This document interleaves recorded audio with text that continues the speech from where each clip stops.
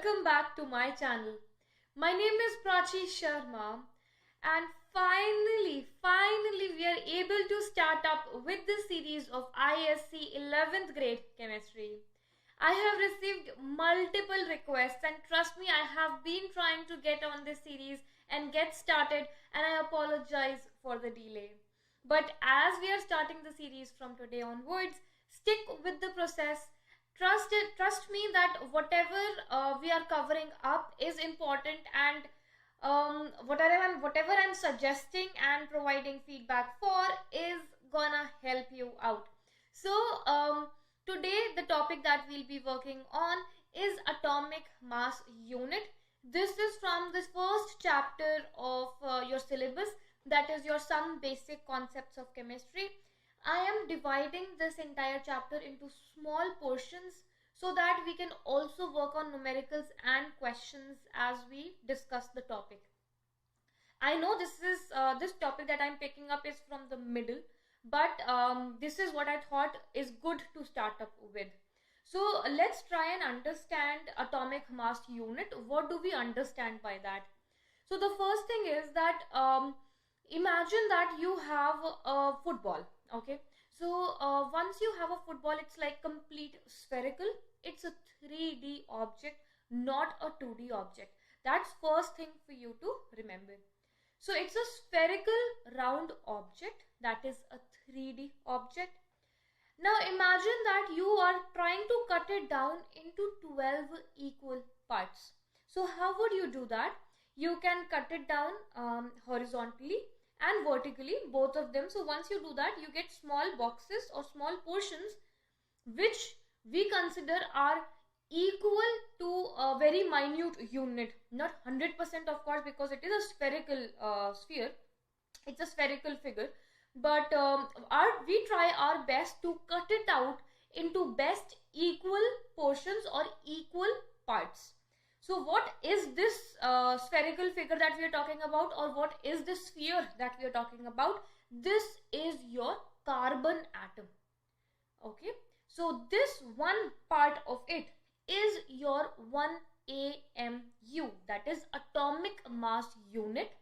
And since research has been done more at this moment right now, that means at the present scenario, instead of calling it AMU, we call it just U, that is unified unit. Okay, so let me share my screen and let's get started with AMU. Okay students, let's get started with the session. So the first thing that you need to understand is that you can see I have made a carbon atom. So that is your spherical figure or spherical object, I should say. So let's get started with this. So you have a carbon atom, so the sphere is there. You divide it into 12 equal parts.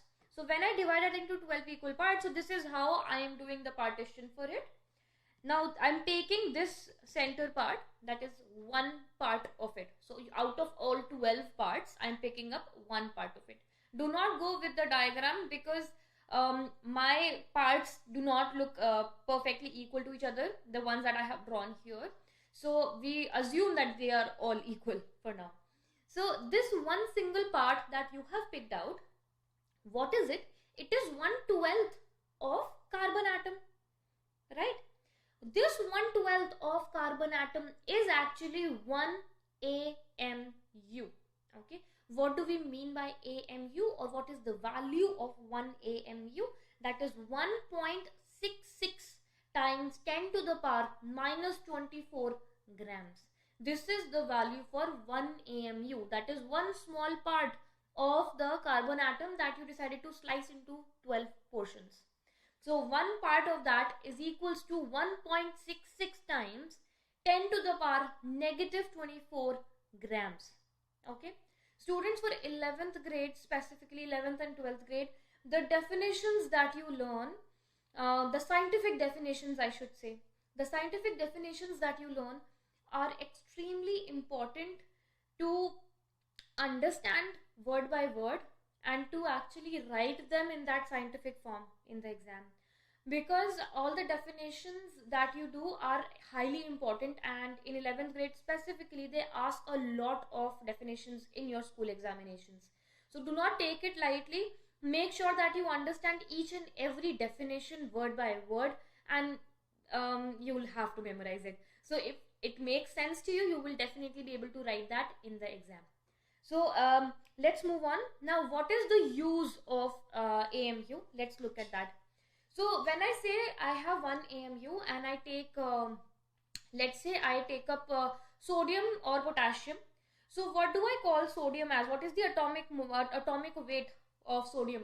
So I would say it is 23 AMU. This is what you have studied so far, right? What is the use of AMU? That's what I'm talking about right now. So so far until 10th grade you have studied that sodium has, let's say, 23 AMU. Similarly, you have studied that potassium is 39 AMU, oxygen is 16 AMU. So what do we mean by that? This means that sodium is sodium 23 times 1 AMU. That is what that means. Atomic weight. This is what it means. So 39 AMU means 39 times 1 AMU. Now, if I ask you to give me the weight in grams, so this weight is in AMU because you are comparing it to the carbon atom, right? So now if you are looking for the atomic weight in grams, so what would you do? You will do 23 times 1.66 times 10 to the power minus 24 grams. So if you multiply that 1 AMU value with any atomic mass which is given in AMU, that gives you the weight of that particular element in grams. Okay, I hope that makes sense, students. For any portion that you do not follow, please don't hesitate to drop a comment in the comment box or reach out to me on the Telegram channel. Let's move on. Now let's look at the definition of it. So 1 atomic mass unit is equal to 1/12 of the mass of an atom of carbon 12 isotope. Okay, I hope that makes sense. We are talking about carbon 12 because that is the one which is most commonly used. So I will talk about it, why we always take carbon 12. But for now, just assume that we are taking carbon 12 isotope always. So when what is 1 AMU? 1 atomic mass unit is equal to 1/12 of the mass of an atom of carbon 12 isotope. This is your definition that you have to memorize. Alright, students, let's move on to the next portion, that is atomic mass. So when we talk about atomic mass, now in this case, or like henceforth from 11th grade onwards, whenever we talk about atomic mass, you are taking the reference with AMU.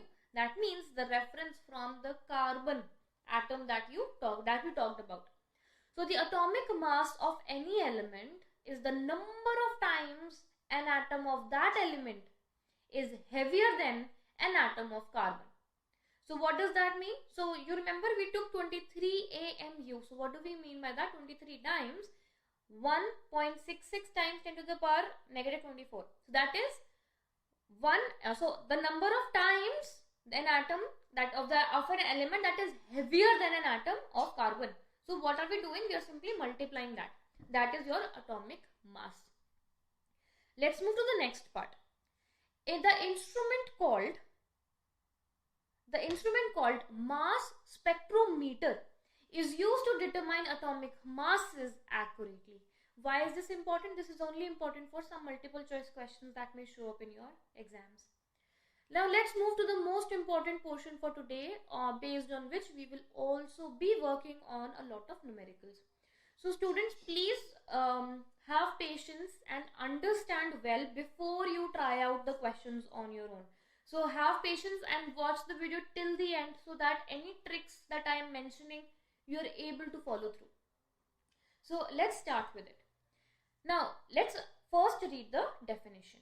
The definition says it is the sum of the products of fractional abundances of the isotopes and their corresponding mass numbers.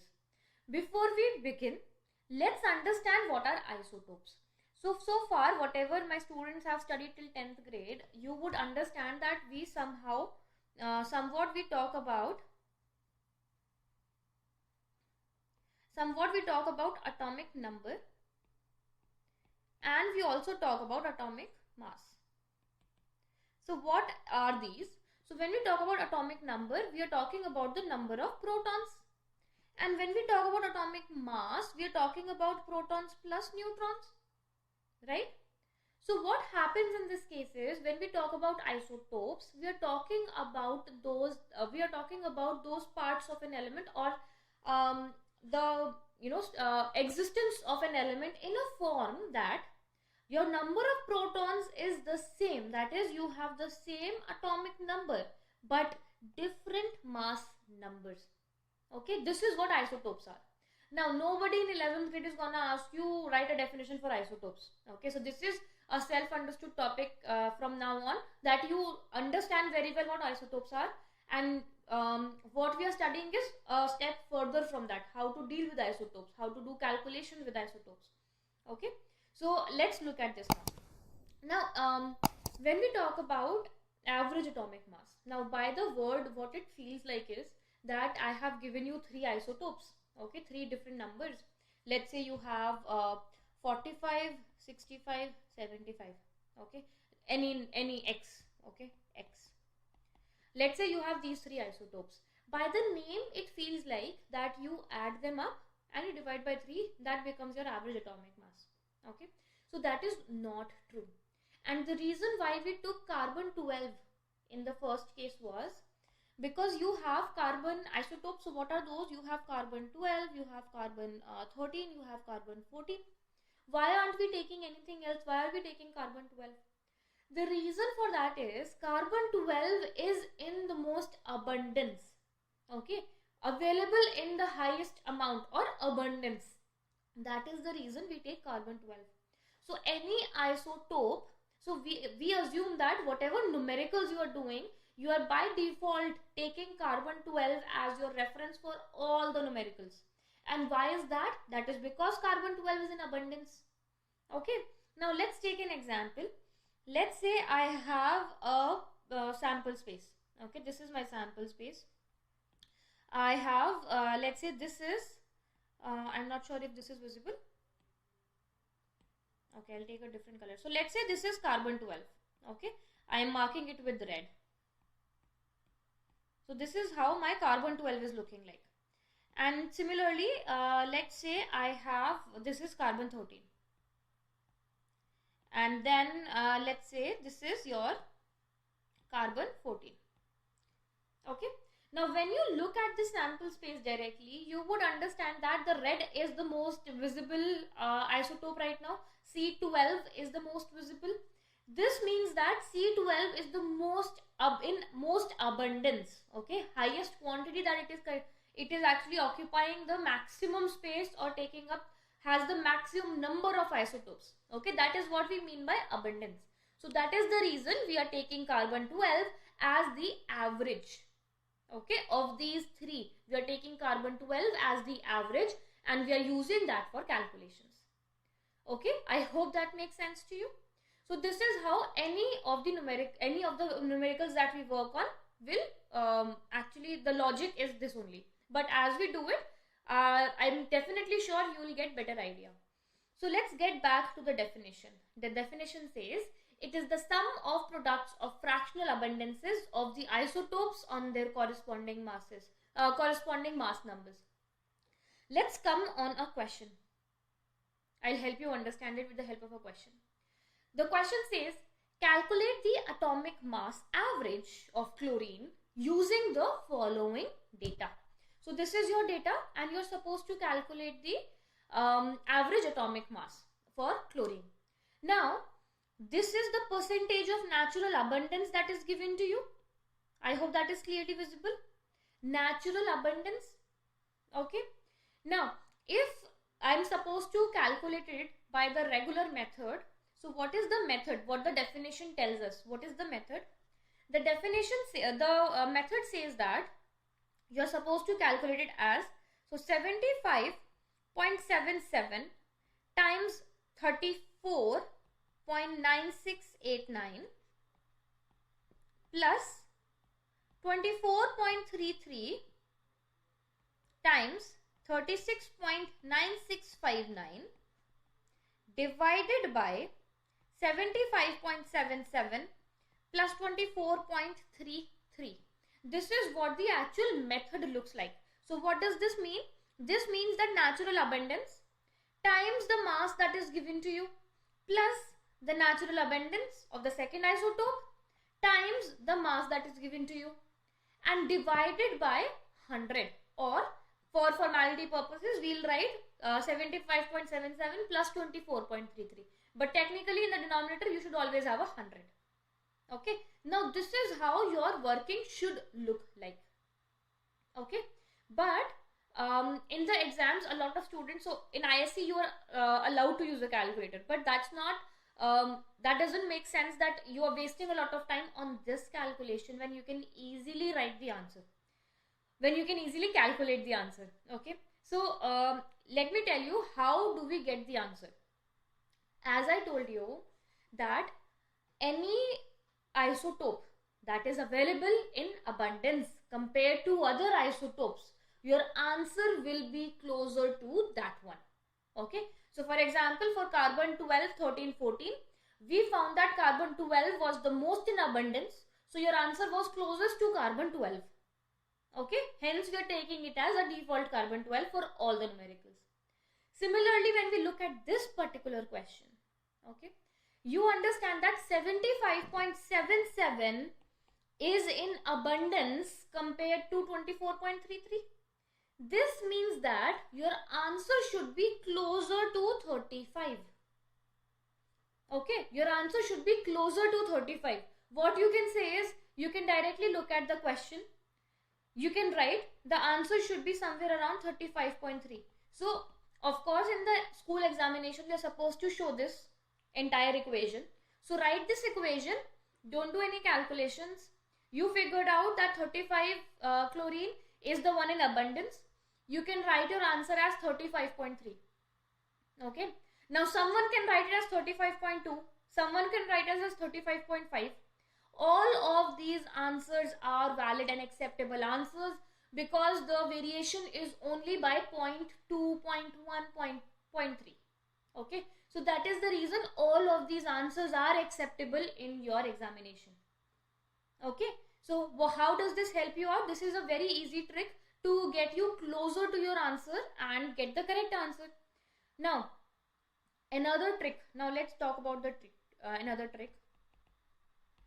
Because a lot of students would be like, ma'am, till what point can we go from 35? Can we go from 35.9 or can we go to 36 also? So, what is the range till which your rough idea answer can lie between? So, I'm going to teach you that now.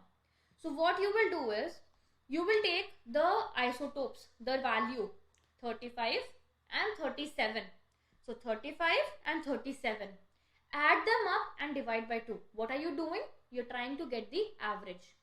So, 35 plus 37 divided by 2. You will get 72 by 2. This is 36. Now, your answer should lie between the atomic mass of the abundant isotope to this average value. Any answer between this range is correct and it is acceptable. So this means for this particular question, your range can be between 35 to 36. Anywhere in between, you can write your answer. Okay, and that will be acceptable.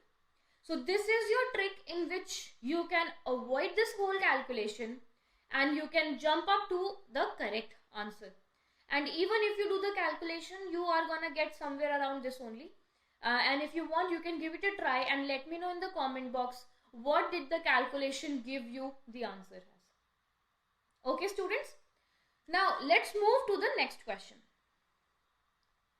Now you try this question. You can pause the video and give it a try.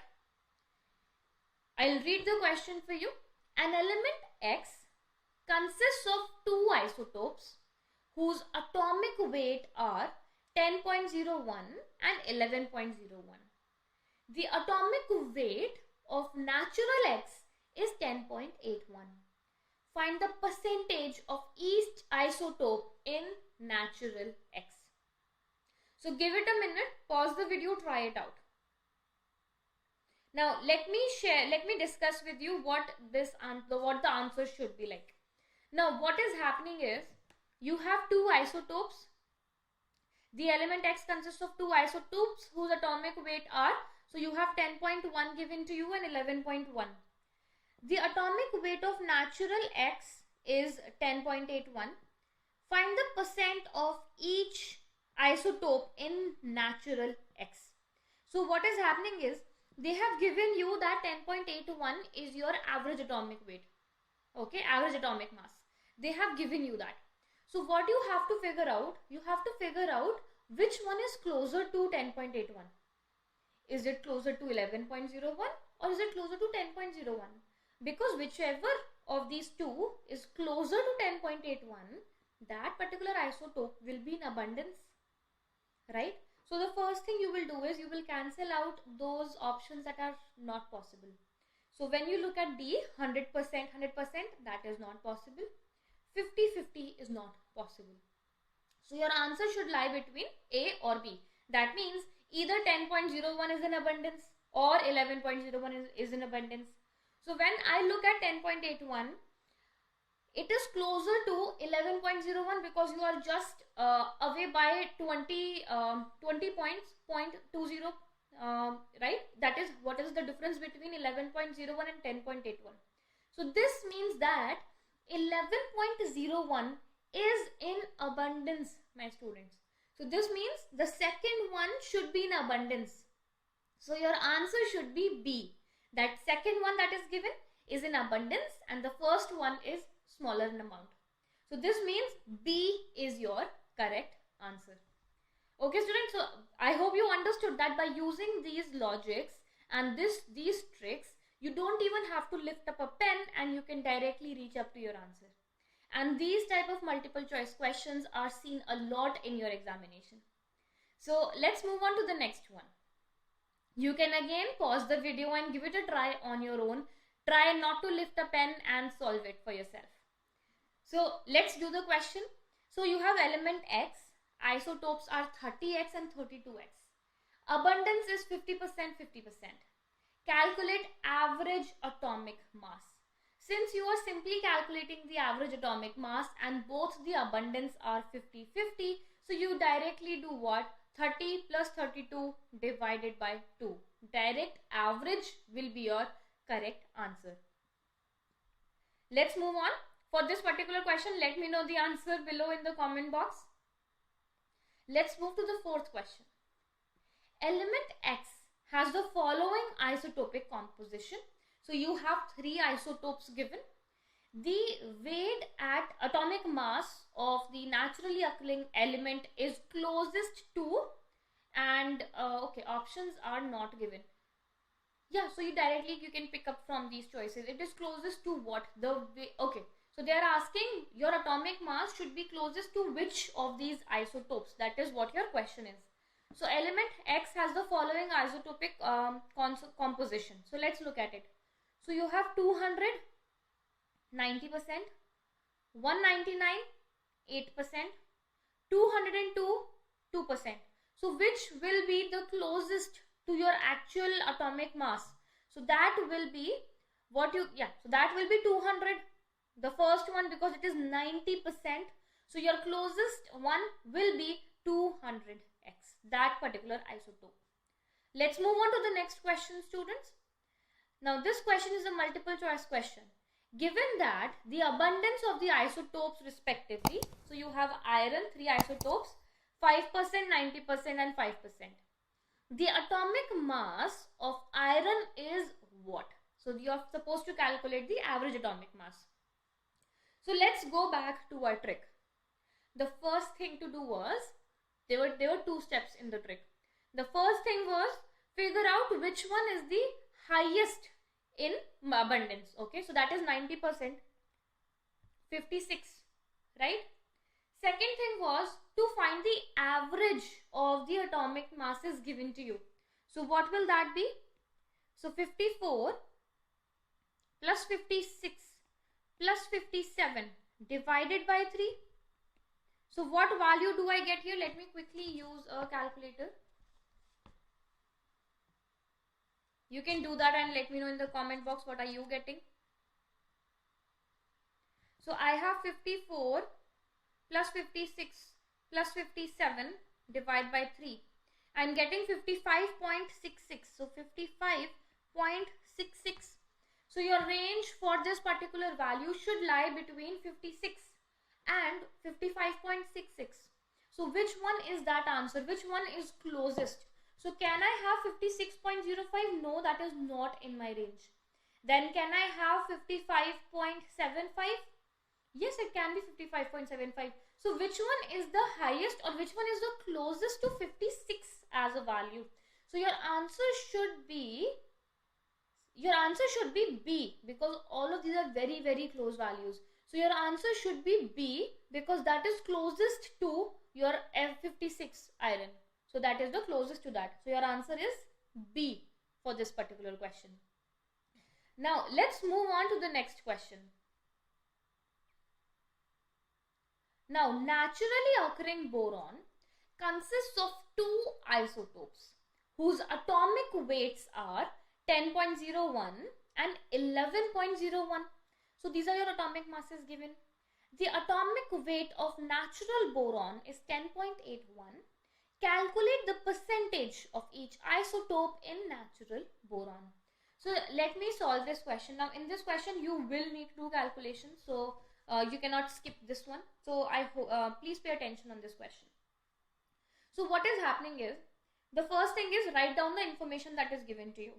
So that is 10.1, 11.01 and the average atomic mass that we have got is 10.81.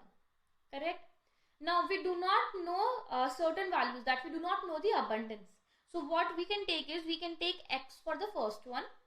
And we know that the abundance together calculated gives you 100. So the second part you can write 100 minus X. Okay. Now this is your information. You can find out X from it. So first thing we will do is write the equation. So let's write the equation. So 10.1 times X plus 11.01 times 100 minus X divided by 100 will give you 10.81. Okay students, so let's quickly do this calculation. I am using a calculator. You can do it on your own or use a calculator, it's your choice. So let's quickly solve it. So 10.1x plus 11.01, sorry, I'll just multiply that. So that will be 1101 minus 11.01x divided by 100 gives me 10.81. If I do it further, I am getting negative x plus 1101 equals 1081. So negative x equals negative 20. So your x is 20% in abundance. So if x is 20% in abundance, the other one will be 80%. So your isotope 10.1 is 20% in abundance and your isotope 11.01 is 80% in abundance. So this is it for the questions that we had to discuss today. For practice, I have a couple of questions for you to try out on your own, and you can let me know the answer in the comment box below. The next session that we will have based on this chapter, we will start with these two homework questions first, and then we move on to the actual part of the session. So you can take a screenshot. You can also download the notes from the description box below. You can reach out to me either on the email at psclassesicsc@gmail.com, or you can also connect with me on Telegram. You can also leave a comment in the comment box below. So my ISC warriors, this is it for today's session. I am sure that this trick will help you remember, help you solve so many big questions in such less time. And these type of tricks are very helpful even for your examination in school, or even for the preparation of IIT or NEET. So do provide me your feedback on what you think about this session. How were you able to follow were you able to follow through, and did you find this trick helpful or not? So let me know that in the comment box below. Please do subscribe to the channel, share the channel with your friends, and help us grow further. Stay tuned for more content. Thank you so much.